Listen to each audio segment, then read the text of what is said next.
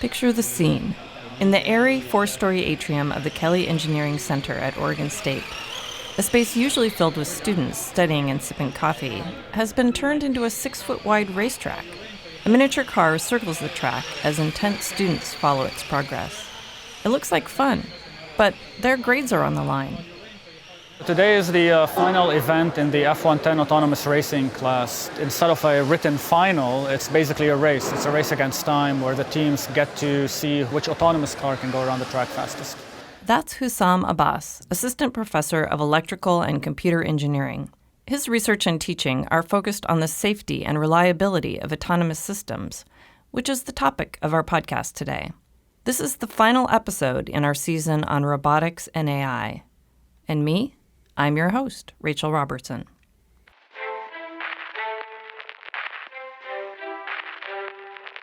From the College of Engineering at Oregon State University, this is Engineering Out Loud.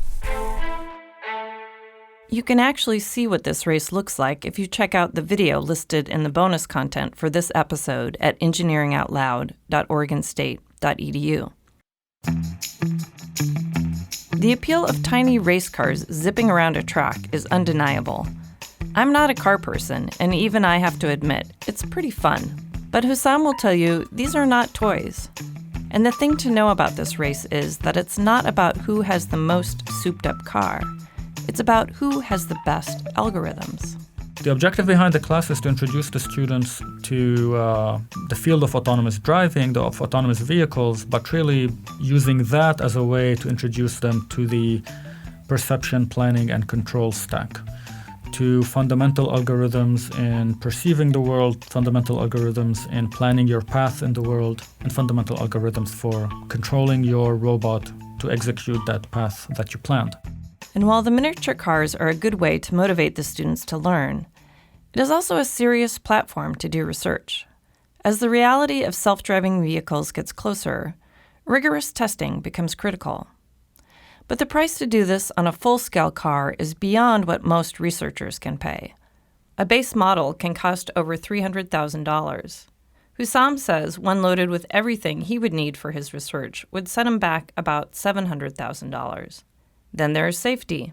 If something goes wrong, the damage caused by a 1/10 scale car would be far less than from a normal car. There's more to tell you about the cars and car races, but first, let's get to Houssam's research, which he boiled down to two major questions. One is the control question. How do we design controllers which can take in a high-level mission description, such as go from A to B within a certain amount of time, and this is how you need to react to other agents in your environment. I'm going to break in here to tell you that an agent is an autonomous mobile entity like a pedestrian or a self-driving car. How do we take that high-level description and turn it into low-level control actions for the car, for one car, but also for a group of cars? How do we do that sort of computation in a distributed fashion? How do we do that sort of computation in a secure fashion? Secure from attacks, from hacks from outside the car, but also hacks that might affect the physics of the car, the sensors, etc. His techniques are already being applied by car companies for testing engines. And he's collaborating with Intel Corporation to identify and fix potential security attacks on autonomous systems that could lead to safety risks. The second direction that my research in autonomous systems is taking right now is to understand the norms that these autonomous systems must obey. So this is a question that is broader than just autonomous vehicles. So I'm trying to understand and develop a mathematical language which allows us to speak about the norms and obligations of autonomous systems towards humans in their environment, but also towards other autonomous artificial agents in their environment. How do we learn those norms? How do we formalize them? How do we verify them? How do we control the system to make sure that it obeys them? That brings up the more basic question. What is autonomy? If you consider an artificial agent to be autonomous, does that mean automatically that it is responsible for its actions? And what does that responsibility look like? Do we punish it if it takes the wrong, quote-unquote, wrong actions? Do we reward it if it takes the, quote-unquote, right actions, etc.? But the question is actually simpler in the specific case of autonomous vehicles because there seems to be, generally speaking, an agreement on levels of autonomy and what they look like. So if we're talking about a fully autonomous vehicle, most people would agree is one that you tell it, take me from A to B, and it would do that. It would take you from A to B while respecting all applicable traffic laws, while having a more or less naturalistic driving style. Although, do we want it to be very naturalistic? That's an open question. And obviously it would be safe. Of course, every time I introduce a new word, it is safe, it is reliable, it is naturalistic driving. Each one of those words needs to be unpacked further. But at the highest level, I think most people agree on that is what an autonomous vehicle does, that is its function. But then how does it do that? Specifically, I was wondering, how much do autonomous systems rely on artificial intelligence? Today, in the research prototypes that are being developed, and some of which are already rolling on the streets in Arizona, for example, there's quite a bit of systems that involve some level of artificial intelligence. Typically, within that, there's machine learning, and within that, there's neural networks. And so it seems that most artificial intelligence that's on board autonomous vehicles today is of the latter variety, neural networks. And they are employed in the perception, they are employed in the planning, and perhaps a little bit on the control level. Neural networks are a type of AI that have been around for more than 70 years and are back in fashion as processing power has increased. Inspired by the biology of the brain, neural networks can have millions of connected nodes that receive and send data. In this way, the system can learn tasks from examples. So the software stack for an autonomous vehicle can be thought of as being composed of 3 layers. The perception, which takes in the raw data and turns it into actionable information. So from pixels in an image, it spits out, here are the objects in the scene, here's where they are, here's how fast they're going and in which direction they're going. So that perception layer has a lot of neural networks and machine learning components in order to make sense of the raw data. Below that, there is the planning layer, which says, okay, well, I need to go from A to B, given what's out there and what my mission is. That also has machine learning in it, usually of the reinforcement learning variety. And below that, there is the lowest level of control, which tells how fast the car should go, how fast to turn the tires. That one is much more classical, let's say. So most of the machine learning components are on the first 2 layers, perception and planning, and they're heavily used. If you haven't thought of it already, you might now realize how complicated an autonomous vehicle system is. As Houssam just described, it's not just one system, but 3 major systems, perception, planning, and control, that have to work together. In order to do this safely and reliably, it's going to take a lot of people working on this problem to figure it out. So what Houssam and his colleagues did is they hatched a plan to get more people working together on the issues of autonomous vehicles. That plan has funding from the National Science Foundation, but it started out as a car race held at international conferences a couple times a year. Anyone who had an F-110 car who wanted to test out their system against others could enter the race. First, it started out as a hobby, like let's see what we can do with this platform. But then as we held these races and competitions, and as we started talking about it to others, we realized that there's a real demand for a physical platform on which to test all sorts of algorithms concerning autonomy. So algorithms in real-time systems, algorithms in mixed criticality systems, algorithms in planning, algorithms for machine learning, algorithms for verification, for testing, for control, for online monitoring, for distributed monitoring, for connected traffic. Basically, a lot of research areas. There were people in those areas that wanted a physical platform, but the barrier of entry was pretty high. It takes a very diverse set of skills to know where even to start with something like this. If you are, let's say, a researcher in model checking, which is an area of theoretical computer science, then you probably don't know where to start. So given all this demand and all this interest that we saw, we decided, okay, we need to take this nationwide and we need to get organized a bit more. We can't be doing this basically as a part-time thing, right? The we that Houssam is referring to includes Raul Mangaram, associate professor at the University of Pennsylvania, who is the lead principal investigator on the grant, and Venkat Krovi, the Michelin-endowed chair of vehicle automation at Clemson University. Together, they are building 80 cars that will be distributed to 30 labs across the country that are researching different aspects of autonomous vehicle systems. The researchers receiving cars will contribute by adding to the design of the system. The main product of the grant project is not the cars themselves. Those will be donated to high schools and other groups when the project is done. The final product is the infrastructure that allows researchers to buy parts, download code and documentation, and build their own research or teaching platforms. It's about being part of this community, right? It's being part of the community of researchers that are working on autonomy. And how do we coalesce this community a bit more tightly? How do we speak each other's languages? The F110 is one way of doing that. It is also about finding avenues for collaboration. So it's not just here we are, we have this one vehicle which can serve multiple research communities. It is also, my collaboration with people who do reachability analysis, people who do real-time systems, etc. These are research areas that are not at the core of my research right now, but who knows, they might become, depending on how this goes. So Houssam has a three-pronged approach for improving the technology of autonomous vehicles: support the community of researchers, educate future researchers, and advance his own research. And although tiny autonomous vehicles are fun, there's got to be more to it than that, right? To be putting all this effort into it. I asked him to talk about what the promise is. How will it make our lives better? The promise of autonomous transportation, perhaps, is how we can phrase it. So it's not a promise of an autonomous vehicle, right? And Bob can sleep while his vehicle takes him from A to B.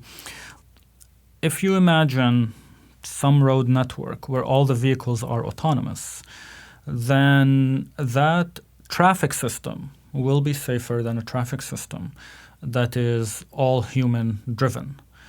So the promise of autonomous transportation is that it would be safer, meaning less accidents, fewer accidents, and it would be more efficient because once everything is automated, then conceptually it's like one big train, but on the road network. So cars can drive closer together, there's less aerodynamic drag, etc. These are concepts, and in particular that last one, the concept of platooning, has been around for a number of years. And now it's seeing a resurgence with the arrival of promising autonomous technology. His description conjures up a futuristic vision that could revolutionize how we get around in the world today. The arguments of safety and efficiency are pretty compelling for me. I looked up some recent statistics from the U.S. Federal Highway Administration. They reported that in 2017, one person was killed every 14 minutes, and an estimated 5 people were injured every minute in motor vehicle crashes. But what are the dangers of autonomous vehicles? I asked Houssam what worries him. My worry is of two varieties. One is, do we really understand the impact that these autonomous cars might have on less well-off communities?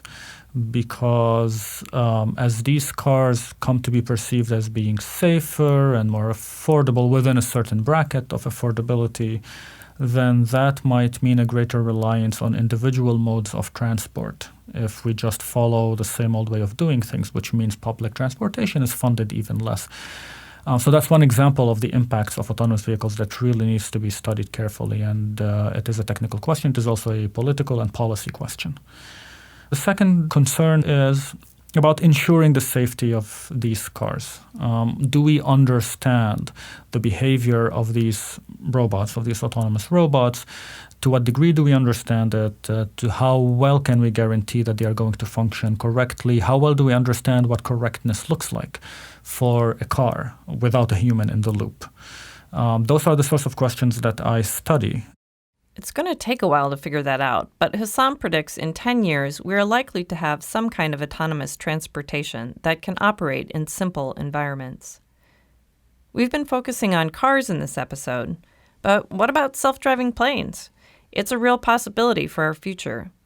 In fact, one of our alumni is working on developing a system for autonomous air transportation. I asked Houssam if it would be easier than self-driving cars. Yeah, it is. Even though it's three-dimensional, so a priori it's like you have more decisions to make.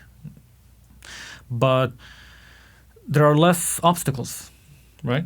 There are fewer things that you could run into. There are no people walking around, no cats jumping in front of you. So in that sense, it is a simpler environment to navigate.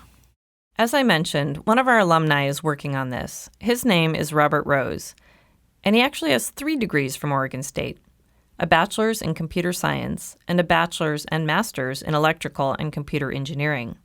There's a funny story about how he ended up with 2 bachelor's degrees. Here's Robert to tell the story. So I started out as a CS major and then immediately switched to computer engineering because I wanted to challenge myself and learn something different. I thought at the time, this was the late 90s, graphics processors were starting to become a big deal. And so I thought this would be an interesting career trajectory to learn more about how graphics processors are developed and then go work in that industry. Through that course, I ended up taking the whole chain of classes for computer engineering, which has a lot of overlap with computer science. And then I realized literally when I was walking to graduate that, wait, I only need to take 5 more classes or whatever and get a double major in CS. So I ended up not walking and going back to the Kerr admin building. Is it still Kerr? Mm-hmm. Kerr administration. And canceling my diploma so that I could change to a double major and take the CS courses. And I'm glad I did. Robert started his career in game programming, but switched to autonomous systems, including a position at SpaceX as the director of flight software. He's now the co-founder and CEO of Reliable Robotics. So we're building a system that enables remote operation of an existing aircraft in the U.S. national airspace. We're an avionics and software company primarily. Our goal is to build a system that you can put onto an existing aircraft that enables remote operation. He says it like it's no big deal, but it seems futuristic to me. And I wondered where he even came up with the idea to do this. Well, so late 2016, early 2017, I was looking around at what was happening in self-driving cars. I used to run the Tesla autopilot program at Tesla. And this epiphany occurred to me that we're going to have self-driving cars before self-flying planes. This doesn't make any sense. The airspace is a much more well understood and constrained environment. So why isn't anybody looking at this? So did some research into why nobody else was looking at this problem.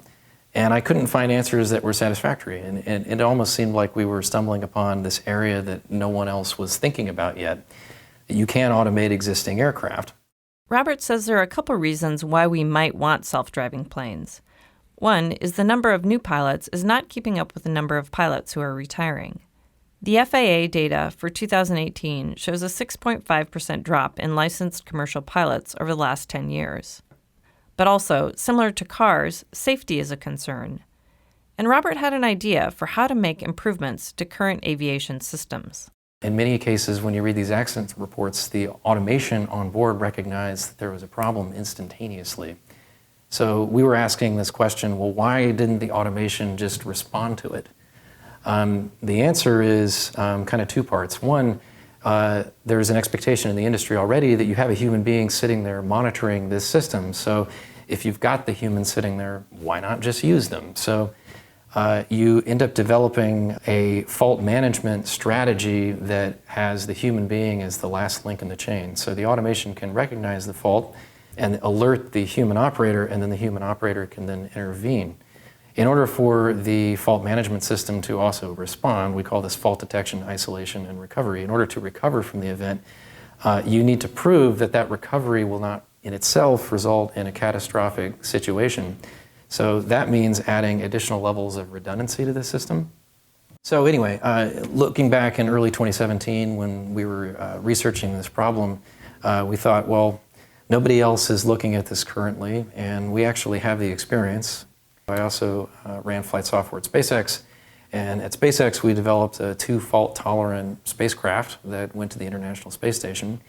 It's certainly possible to engineer these types of systems. No one has just yet applied it to aviation. So our goal is to apply it to aviation and bring about a world where it's just normal that you get onto an aircraft and it flies itself, just as normal as you get onto an automated subway or a train system today. As we talked about in the first episode of this season on robotics and AI, it's surreal to be seeing things that we imagined as kids becoming a reality.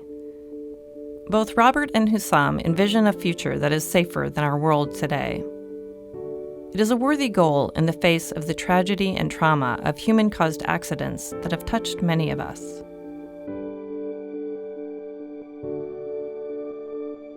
This episode was hosted and produced by me, Rachel Robertson, with help from my friends as always.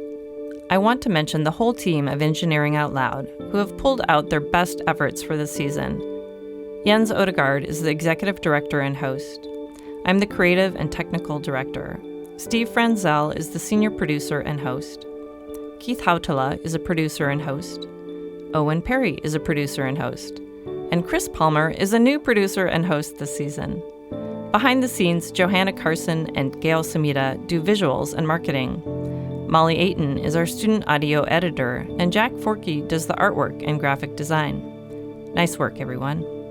Our intro music is The Ether Bunny by Eyes Closed Audio on SoundCloud, and used with permission of a Creative Commons Attribution license. Other music and effects in this episode were also used with appropriate licenses. You can find the links and bonus content on our website. For more episodes, visit engineeringoutloud.oregonstate.edu or subscribe by searching Engineering Out Loud on your favorite podcast app.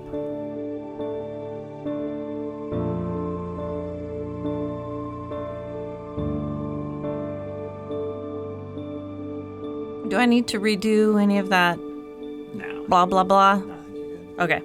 It doesn't have to be perfect. It's just credits. Nobody listens anyway. Okay, so I'm going to say something less goofy. That wraps up our season on robotics and AI. We'll be back in a few weeks with a new season. Okay. Groovy.